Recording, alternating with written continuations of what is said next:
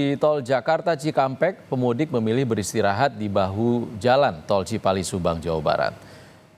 Pemudik nekat berhenti di bahu jalan tol Cipali Subang, tepatnya di pintu masuk rest area 86B, jalur one way meski tahu berbahaya. Mereka memutuskan untuk istirahat di pinggir jalan karena terlalu lelah untuk melanjutkan perjalanan setelah terjebak macet 5 jam di tol Jakarta Cikampek. Selain itu, mereka juga tidak bisa masuk ke rest area 86B karena belum difungsikan pasca kebakaran 2 tahun lalu.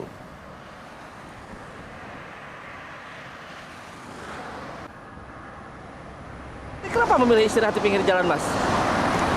Rest area-nya penuh, cuman bukanya kamar mandi, nggak bisa masuk, penuh.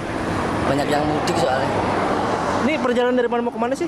Dari Jakarta Barat, dari Grogol mau ke Solo. Sepanjang perjalanan seperti apa tadi perjalanan?